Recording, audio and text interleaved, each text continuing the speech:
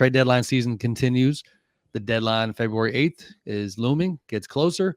OG's off the table with Fred's Knicks.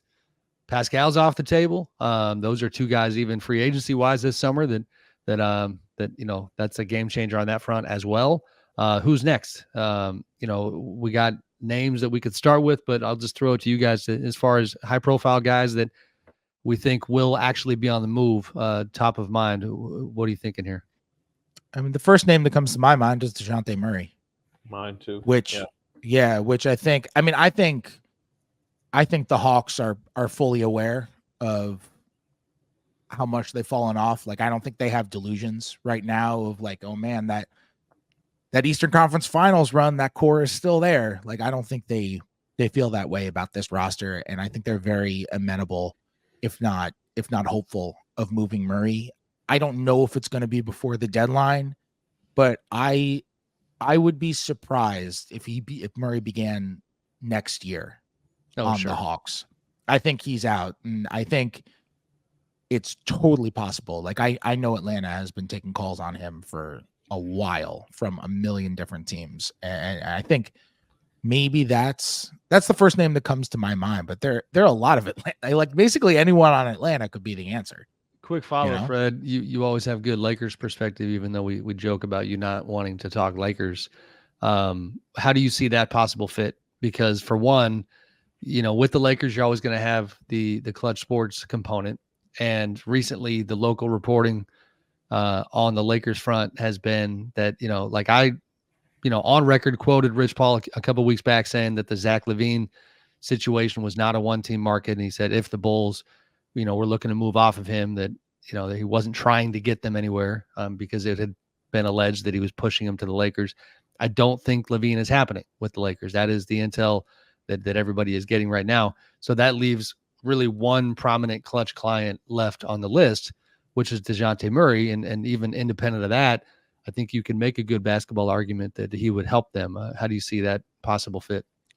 I think you can make that argument. I think the thing that I have to wonder, and I asked this to somebody the other day, I want to know why Dejounte Murray isn't defending at Dejounte Murray levels this year. Like, he has just not been good defensively, and I don't know the reason why. And in order for me to feel good about giving up what it will take to get Dejounte Murray, because I think the Hawks are really trying to recoup a real package, and the reason why I say I don't know if they're going to trade him by the deadline is not because they're going to decide, we're keeping him. I think just they may not get exactly what they want, and they may try to see if they can get more leverage in the upcoming offseason. But I would just be so curious if I were acquiring him. I would have to know the answer. Sure. Why does Dejounte Murray not defend anymore? Is it because he is miserable in Atlanta? By the way, I don't know at all that he's miserable in Atlanta. I'm like wondering why he isn't defending.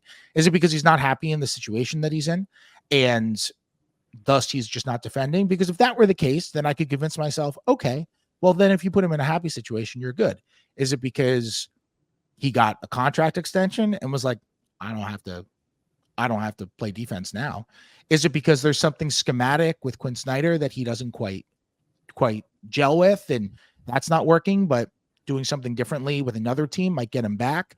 Is it because of personalities? Like, I have no idea what the answer is, but I can't really have an opinion on if Dejounte is going to bring that defense back up, because it's not like he's fallen off from this very good defender to adequate. Like, he has been really just not good defensively this year at all.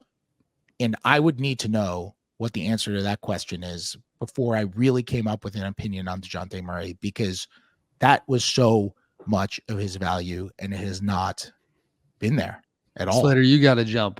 Give us your final thoughts here, either on who's next or the Dejounte stuff. Yeah, I think Murray's the right guy to look at because of where Atlanta's at. I mean, you mentioned LaVine. I still think he's a name to monitor. DeRozan, right? What do the Bulls do at the deadline? There's not a lot. If we're talking deadline, to me, there's not a lot of like big names that seem, ready to be on the move. Siakam was the big name.